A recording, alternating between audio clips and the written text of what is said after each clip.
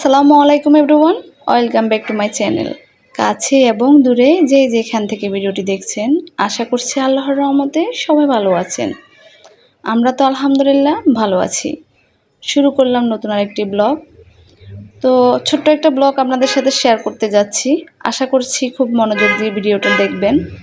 সব সময় আমি ছোট করে ভিডিও দিই, কারণ হচ্ছে আপনারা যাতে বিরক্তি না হন, ধৈর্য সহকারে ভিডিওটা দেখেন, সেই জন্য ছোট করে ভিডিও দিই। তো পুরো ভিডিওটা কিন্তু একটা লাইক দিয়ে দেখা শুরু করবেন, কোথাও কোনো জায়গায় স্কিপ করবেন না। তো যারা নতুন আমার ভিডিওগুলো দেখেন তাদের উদ্দেশ্যে কথাটা বললাম আর কি। তো আজকের ভিডিওটা আশা করছি আপনাদের ভালো লাগবে। এটা হচ্ছে বিকেলবেলা আমার মেজো আপু আসছিল বাসায়, আপুর ফেনীতে কাজ ছিল, তো আপু হচ্ছে বাসায় এসে এগুলো দিয়ে আবার চলে গিয়েছিল। তো এখানে হচ্ছে 2টা নারিকেল নিয়ে আসছে, আর হচ্ছে গাছের মালটা নিয়ে আসছে, সাথে হচ্ছে শাক নিয়ে আসছে। তো এই শাকটা কে কে চিনেন অবশ্যই কমেন্টস করে জানাবেন আমাকে, সত্যি করে কেউ কি এটা কি চিনেন?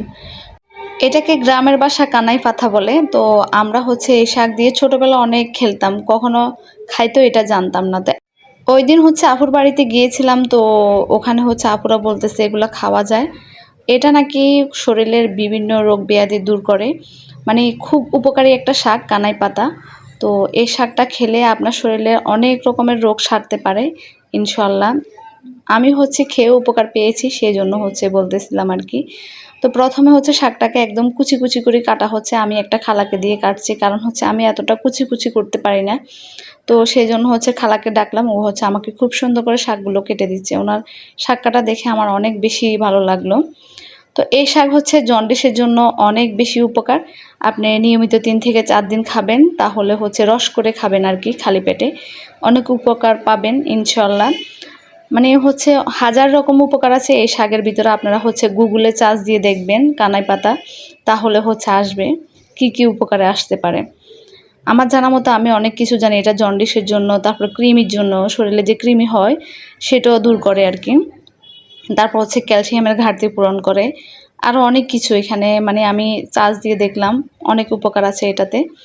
তো হচ্ছে আমি খালাকে দিয়ে নারকেলগুলো ছিলিয়ে নিচ্ছি। আমার হচ্ছে নারকেল কাটতে খুব বেশি বিরক্তি লাগে আর কি। তো ওনাকে বললাম, উনি খুব সুন্দর করে আমাকে ছিলে দিচ্ছে। তো আমার ভিডিওগুলো যদি আপনাদের ভালো লেগে থাকে, আমার চ্যানেলটি সাবস্ক্রাইব করে নেবেন, আমার ফেসবুক পেজটা ফলো দিয়ে দিবেন, ভিডিওতে একটা লাইক দিতে বলবেন না। আর আপনাদের মতামতটা কমেন্টসে জানাবেন। আমার হাতে হচ্ছে আমার মেয়ে হচ্ছে একটু এঁকে দিয়েছে, সেটা আপনাদের সাথে দেখিয়ে দিলাম আর কি। ও হচ্ছে আমি ঘুমালে এগুলা করে আমার সাথে। তো যাই হোক, আমি হচ্ছে শাকটাকে ভালো করে ধুয়ে নিচ্ছি। সবগুলো শাক আমি একসাথে ধুয়ে পানি শুকিয়ে নেব। তারপর হচ্ছে কিছুটা রান্না করব, তারপর হচ্ছে আরগুলা ফ্রিজে রেখে দেব বক্সে ভরে।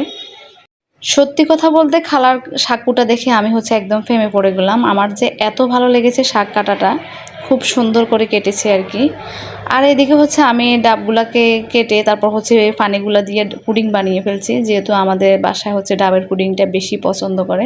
তো সেই জন্য আমি ডাবের পুডিংটা বানিয়ে ফেলেছি। খেতে কিন্তু ভীষণ মজা লাগে, একদম ঠান্ডা ঠান্ডা। আর আজকে 3-4 দিন যাবত হচ্ছে প্রচুর গরম পড়তেছে, তো সেই জন্য ডাবের পুডিংটা খেতে বেশি ভালো লাগতেছে। এটা হচ্ছে রাতের বেলা আর কি। তো আমি হচ্ছে খাওয়া দাওয়া শেষ করে এখন পুডিংটা খেয়ে নিচ্ছি। মাশাআল্লাহ অনেক মজা হয়েছিল।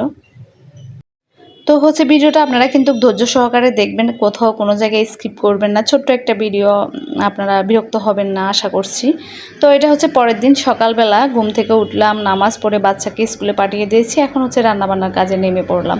কারণ হচ্ছে কি, সকালবেলা হচ্ছে আমার সব চাইতে প্রথমে রান্নাঘরে আসতে হয়, কারণ আমাদের বাসায় যেহেতু গ্যাস চলে যায়, সেজন্য সকাল সকাল রান্নাঘরে চলে আসতে হয়।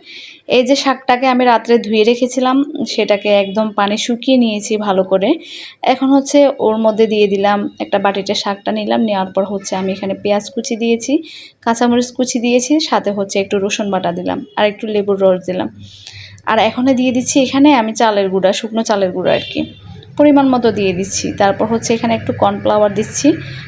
কর্নফ্লাওয়ারটা দিলে একদম ক্রিস্পি হবে, মানে অনেকক্ষণ এটা মুচমুচে থাকবে সেই জন্য। তো তারপরে এখানে স্বাদে ম্যাজিক মশলা দিচ্ছি। আর আমার হচ্ছে ম্যাজিক মশলা ছাড়া একদম চলে না, আমার যে কোনো খাবারে হচ্ছে ম্যাজিক মশলা দিতেই হয়। তো যাই হোক, তারপরে এখানে একটু জিরা গুঁড়া, ধনিয়া গুঁড়া দিয়ে দিচ্ছি। সবার উদ্দেশ্যে বলবো, প্লিজ একবার হলো শাকটা ট্রাই করবেন, গ্রাম থেকে নিয়ে আসবেন, যদি গ্রামে বেড়াতে যান তখন হলেও নিয়ে আসবেন। তো এখানে একটু লবণও দিয়ে দিলাম। এটা কিন্তু অনেকভাবে খাওয়া যায়, রান্না করে, শাকটাকে রান্না করেও খাওয়া যায়, তারপর ভেজে খাওয়া যায়। তারপরে এখানে আরেকটু হলুদ গুঁড়ো দিয়ে দিচ্ছি। দিয়ে হচ্ছে আমি এটাকে ভালো করে মেখে মেখে এটাকে হচ্ছে আমি মশলাগুলো একসাথে করে ফেলবো। আপনি কিছুক্ষণ এটাকে মাখতে থাকবেন, মাখার পর হচ্ছে এটা আঠালো একটা ভাব চলে আসবে। এখানে পানি ইউজ করা যাবে না, একদমই না। কিছুক্ষণ একদম হাত দিয়ে কষলিয়ে কষলিয়ে এটাকে মেখে নেব। মেখে নেওয়ার পর এটা হচ্ছে আঠালো আঠালো হয়ে গেলে আমি হচ্ছে এটাকে তারপর হচ্ছে ভেজে নেব।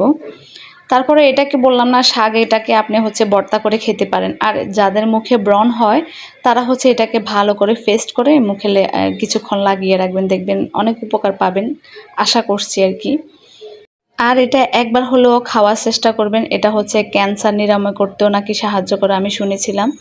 এই যে এখানে তেলটা গরম হয়ে গেল, এখন হচ্ছে আমরা যেভাবে পেঁয়াজিগুলো ভাজি আর কি, পেঁয়াজি যেভাবে বানাই ওভাবে বানিয়ে তারপর হচ্ছে আমি ছোট ছোট করে দিয়ে দিচ্ছি।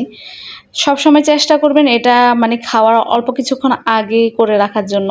আমার যেহেতু বাসায় গ্যাস থাকে না, সেজন্য আমি হচ্ছে এটা সকাল সকাল করে নিচ্ছি। খাওয়ার একটু আগে করলে এটা খেতে বেশি মজা লাগে, গরম গরম ভাতের সাথে একদম গরম গরম খেতে বেশি মজা হয় আর কি। তো যাই হোক, আমারটা কিন্তু ঠান্ডা হওয়ার পরেও একদম ক্রিস্পি ছিল, যেহেতু আমি কর্নফ্লাওয়ারটা দিয়েছি সেই জন্য। তো আমার প্রিয় আপুদের উদ্দেশ্য বলতেছে, আপনারা কি ভিডিওটা এখনও দেখতেছেন? তো দেখলে দয়া করে একটা লাইক দিবেন। আসলে লাইক দিতে কেন জানি না ভুলে যান, তো একটা লাইক দিয়ে দিবেন অবশ্যই। আর ভিডিওটা আজকে কেমন হয়েছে, আর কে কে এই শাকটা চিনেন অবশ্যই একটা করে কমেন্টস করবেন, আমাকে জানাবেন। জানালে হয়তো আমি খুব খুশি হব। আর কে কে খেয়েছেন এই শাকটা আজ পর্যন্ত? আমি হচ্ছে প্রথম ৩ থেকে ৪ বার খেলাম আর কি। ছোট বয়সে এটা খাইতো জানতাম না, এখন জানি এটা খায়। তো যাই হোক, খাওয়ার পরে বুঝলাম আর কি এটার উপকারিতা। যখন আপনাদের পেট খারাপ হবে, বাথরুমটা মানে বারবার বাথরুমে যাবেন, তখন হচ্ছে এটাকে এভাবে বড়া বানিয়ে খেয়ে নিবেন। আলহামদুলিল্লাহ উপকার পাবেন ইনশাল্লাহ। এই তো আমার বানানো হয়ে গিয়েছে, একেবারে মুচমুচে ক্রিস্পি হয়েছে। আমি হচ্ছে একটু কড়া করে ভেজেছি, যেহেতু দুপুর পর্যন্ত এটা ঠান্ডা হয়ে যাবে সেজন্য।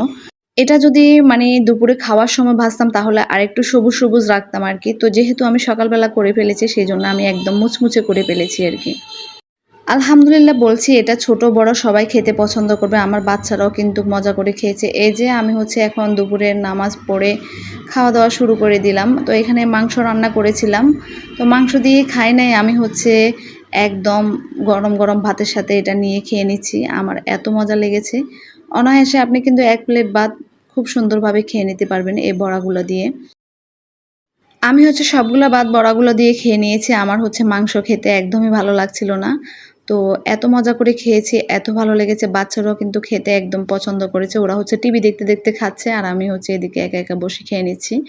তো যাই হোক, ভিডিওটা আজকে এ পর্যন্ত। সবাই আমাদের জন্য দোয়া করবেন। আপনাদের জন্য তো অবশ্যই অবশ্যই দোয়া রইল। আল্লাহ হাফেজ।